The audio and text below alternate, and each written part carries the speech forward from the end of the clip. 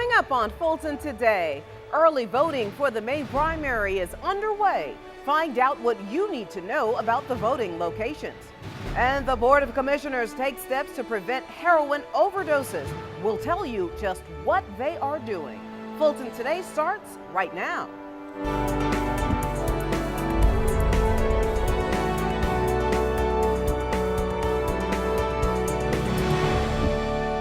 Welcome to Fulton Today, everybody. I'm Shania Chavis-Rucker.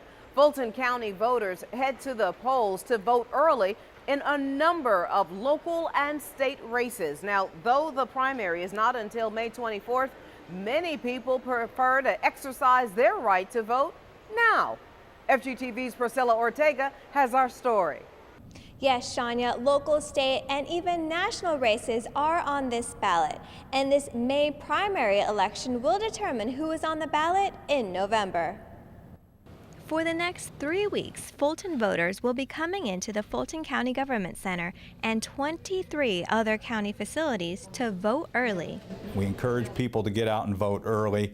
It's safe and secure. Your vote counts the same way as it would during on Election Day. During the last election in March of 2016, Registration and Elections Director Rick Barron says 18.5% of voters cast their ballot early. For this May primary election, Barron hopes to have at least 25% of voters vote early. Voters can vote anywhere during early voting. You can choose the time and the place to vote. It's very convenient. Registered voters in Fulton County can go to any of the 24 voting locations from now until May 20th. The polls are even open on Saturday and Sunday during this time. Older voters or those with a disability don't have to worry about waiting in line at all. During early voting, disabled voters and those that are 75 years and older can go to the front of the line at any time during early voting. In terms of county races, on the ballot, Fulton Tax Commissioner, Fulton County Clerk of Courts, Fulton County Commissioners in even-numbered districts, Fulton County Sheriff, several Fulton County judicial seats, Fulton County District Attorney, and Fulton County Solicitor General. There are also a number of state as well as U.S. Senate and U.S. House of Representative races. Now remember, you don't have to go to your precinct to vote early. You can go to any of the 24 early voting locations. To see a list of those early voting locations, you can go to fultoncountyga.gov. Reporting for FGTV, I'm Priscilla Ortega. Thank you very much, Priscilla. Fulton County Commissioners host the annual State of the County Luncheon to share with their stakeholders just where the county is heading. Board members were joined by representatives from both the North and South Fulton Chambers, along with the Council for Quality Growth. Chairman John Eaves delivers his annual report on the state of the county during the event at the Loudermilk Center. This year's theme, Let's Grow Fulton.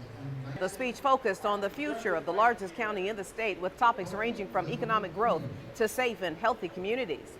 The speech also included the importance of the county's commitment to provide services as a part of the county's strategic plan. It will come as no surprise when I tell you that the state of our county is strong. But you know what? It's very strong. It is on solid footing. And it is in a better shape than it has ever been in many years. We will air the State of the County address and speech in its entirety right here on FGTV. Now, Fulton commissioners addressed some of the health concerns during the State of the County address, and the board addressed a major health issue at a recent board meeting. We're talking about the heroin crisis. Commissioners took action to help save lives by funding an anti-heroin overdose drug. FGTV's FELECIA Church has the details. According to the CDC, heroin use among young adults between the ages of 18 and 25 has doubled over the last 25 years, and so have the number of overdose deaths associated with use of the drug. To help stop this downward spiral, county commissioners unanimously approved funding $49,000 to help train emergency responders and supply them with the drug naloxone to stop heroin-related overdose deaths. On the motion to approve, that passes unanimously. Commissioners, family members, and even youth commissioners weighed in on the problem of heroin impacting families and communities. This is my son, Zach. Zach was a beautiful, bright, talented, sweet kid. He was my only child. And on the morning of May 1st, 2011, I got the phone call that he died of a heroin overdose in the backseat of his grandparents' car in Fulton County. I lived the heroin nightmare. I performed CPR on an 18-year-old girl on my garage floor. When the first responders got there, don't I pray and wish that they had the things they need to save her life. And I'm quite certain that every one of our first responders want to be equipped to save a life. The resolution authorized the development of a comprehensive plan to equip and train first responders with funding up to $49,000 for the initial purchase of naloxone. The medication would be distributed to emergency responders in jurisdictions throughout the county, a move that is drawing positive reactions from county commissioners. I applaud, and I hope that we're going to identify some things that are going to be much more meaningful to address a lot of the other elements, whether it's education and awareness, whether it's what to do when the person is addicted that needs help and they don't have anywhere else to turn to, and just preventing the problem from ever happening in the first place. I'm going to do more than talk about it. I'm going to work to change the policy. Youth commissioners are also part of the fight. They unveiled a drug prevention guide on how the drug affects the body and the brain during a presentation at the board meeting. These videos are just used as a way to show all of our students how physically the drugs are affecting their bodies. They know how maybe the effect on how the way they feel is, but they don't necessarily know how it actually affects their neurological functions. Commissioners expect to have an anti-drug task force plan in early June. Reporting for FGTV, I'm Felecia Church. Thank you, Felecia. Students attending Fulton Citizens University have a better understanding of their tax bill and how their tax dollars are spent. Tax Commissioner Dr. Arthur Ferdinand gave students a breakdown on the county's general fund budget and the categories of monies that make up the fund. He also briefed students on their tax bills and explained the various deductions on the bill. One of the things that I learned was how the taxes are calculated and the types of taxes that his office is responsible for collecting. So that was very interesting to me, as well as learning about the different millage rates among the different cities, the municipalities, and how sometimes that has to be adjusted depending on whether the property values are higher or lower. Students will get an even better understanding of the class when they actually get their tax bills. Members of Fulton's workforce box up hope for the homeless. As a part of the Employees Association's Shoebox Project, employees decorated shoeboxes and filled them with toiletries like toothbrushes, lotion, and lip balm. The boxes came with special messages for homeless women and children. Georgia has an estimated 17,000 homeless people in our state, and this is just a small way that Fulton County is able to give back and to help, that large alarming number. Fulton employees first got started with the project in 2013. The Shoebox Project is pretty special to the hearts of employees. They like to participate in this project, and this year they made it a contest so we can encourage employees to get involved, and the winner will win a pizza party lunch for their participation for the group or the department that raises or the most boxes or collects the most boxes, if you will. This year, the county added donations for men to the project to make sure that they too have the items that they need. And still to come, what's ahead for the future of the county? We'll have that story in our district by district coverage next.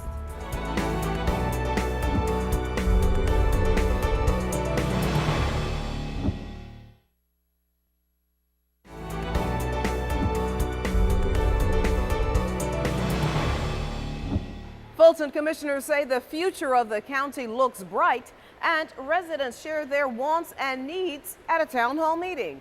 Here's this week's district by district coverage. We we begin with more details from the 2016 annual State of the County. As we mentioned earlier in the show, Chairman John Eaves delivered the keynote address to share how the county and its partners can realize the mission to grow Fulton County. The at-large commissioner and the vice chair, Liz Hausman, both agreed that where Fulton is heading is much better than where Fulton has been in recent years. We are in great shape financially. We have $1 million, $100 million in reserves. We've balanced our budget. We provide wonderful services from libraries to senior services, youth services, to recreation services, to registration and elections. Today was really a great opportunity for Fulton County government to share with the business community the good things that are happening in Fulton County and all of our new focus with our strategic plan and our focus areas of delivering good services at an affordable price. Members of the Board of Commissioners also attended the event. Fulton County is the largest and most populous county in the state. The annual State of the County gives the county's leadership a chance to share with stakeholders how the county intends to move forward. District 5 Commissioner Marvin Arrington Jr. continues his 2016 District Dialogues series of town hall meetings. The commissioner welcomed residents and community leaders to the Welcome All Park for the discussion. The public was given a chance to ask questions about a myriad of topics and offer suggestions about county services. We do this because, one, we want to reach out to the people, let people know about all of the services that Fulton County offers. But in particular, what I do is I host 3 of them because my district is so wide. And so I do one in East Point, I do one for unincorporated Fulton County, and I do one for the city of Atlanta. And in that way, instead of asking the people to come to me, I try to go to the people. I learned a lot of the initiatives that are going on in our community. I learned about the transportation SPLOST, also about our new programs that are being interfaced to help our youth. There are several meetings all year. Visit FultonCommission5.com for details. And finally, in District 6, a visit to the Aviation Community and Cultural Center for the Art and Air Day Aviation and Arts Community Open House. From the visual masterpieces to the fun fellowship, the day was filled with neighbors, artists, and art enthusiasts to meet one-on-one. This is our chance to engage with this community, Collier Heights, Adamsville, and the greater metropolitan Atlanta area. And it's a way to say that we're here, and we've been here since June 2014. We want the citizens to be engaged. This is a gathering place, a community gathering place. So we want the citizens to come and use the Aviation Community Cultural Center. The Aviation Art and Air Day is one of the exciting reflections of the original intent of the community when they came together and planned and built the Aviation Cultural Center. It took 12 years, but they were determined that we would have a cultural center that recognized the outstanding contributions of North American aviation, and especially those who came from this community to help make that great tradition. The Aviation and Community Cultural Center is located at 900 Aviation Circle. There are a number of exhibits and events year-round. You can visit FultonArts.org to get more information. And when we come back, county seniors compete in their own Olympic-type games. We'll have the story. Stay with us.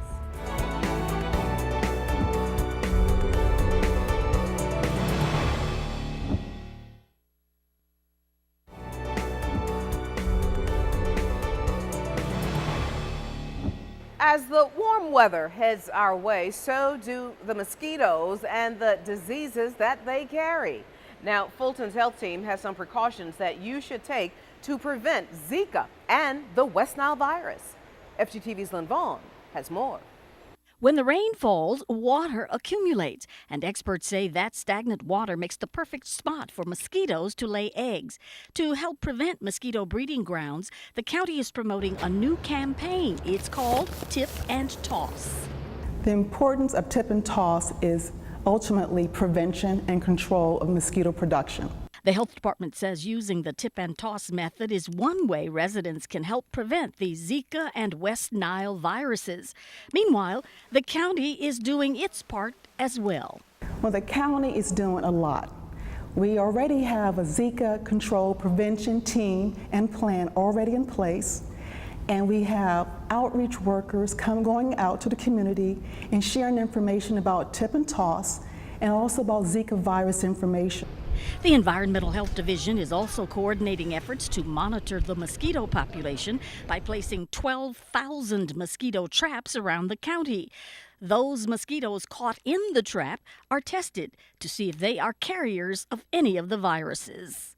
Worst case scenario, if they test a mosquito from a certain catch basin and it does come up positive, then obviously they would spray heavily in that area because there's a positive mosquito for West Nile or Zika in that area. If any of the tests come back positive, environmental health team members go door to door within a half-mile radius of that trap to alert residents of a positive test.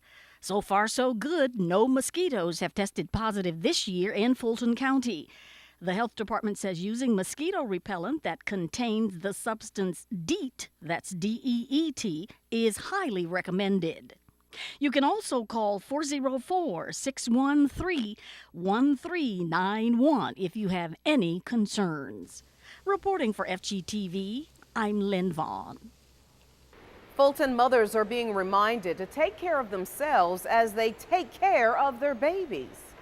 During a First Steps event, the Women, Infant, and Children program staffers gave new mothers health tips and stress relief techniques.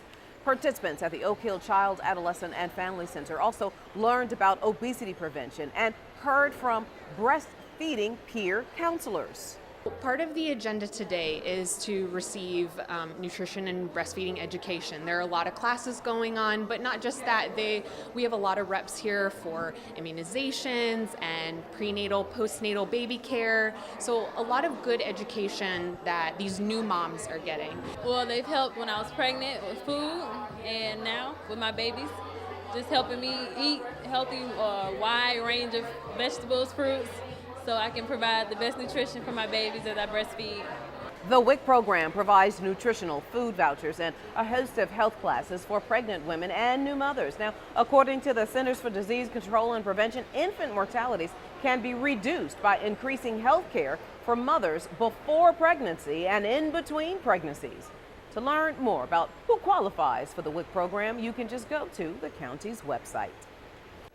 Active seniors are showing off their fitness and stamina as the Golden Games kick off. Go!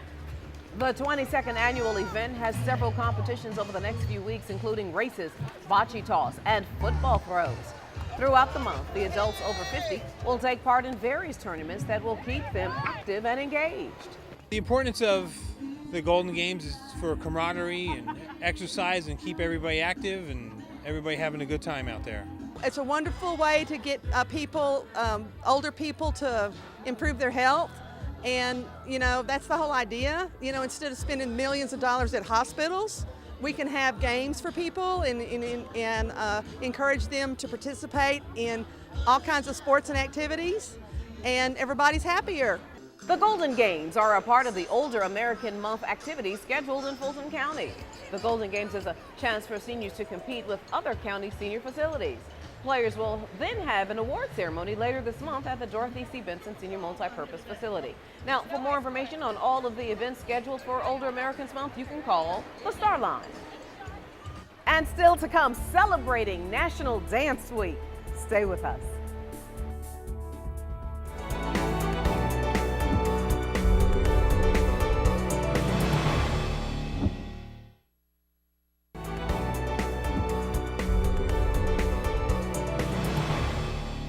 Time is running out for nonprofit arts organizations to apply for county funding. Each year, the county invests in a number of arts organizations to make sure that citizens get a variety of art experiences. For 2017, funding is available for programs ranging from $2,000 to $75,000. The application process has been simplified this year to make it easier for the applicants.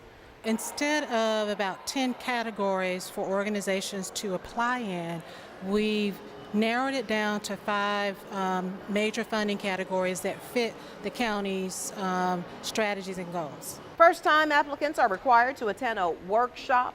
The deadline to apply, by the way, is May 16th. To download an application or to get details on the workshop schedule, go to FULTON'S.org.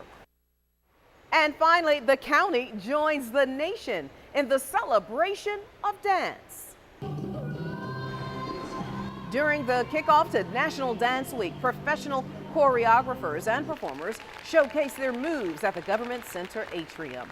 The performers not only entertained, they encouraged onlookers to get up and participate. Basically, it includes a gamut of modern dance companies who will be here to kick off our week. So we are having Total Dance Productions performing, the Carlisle Company. We're also having Dance Canvas as well. So a couple of modern companies are going to perform for us today. The goal of the National Dance Week is to celebrate dance and promote fun fitness. The county has celebrated National Dance Week for 18 years. Now, there are several dance classes at county art centers. To get more information, just go to FULTON'S.org. And before we go, our reminder that we'd like to connect with you online. Check us out on Facebook, Twitter, and Instagram. And of course, anytime on our YouTube channel.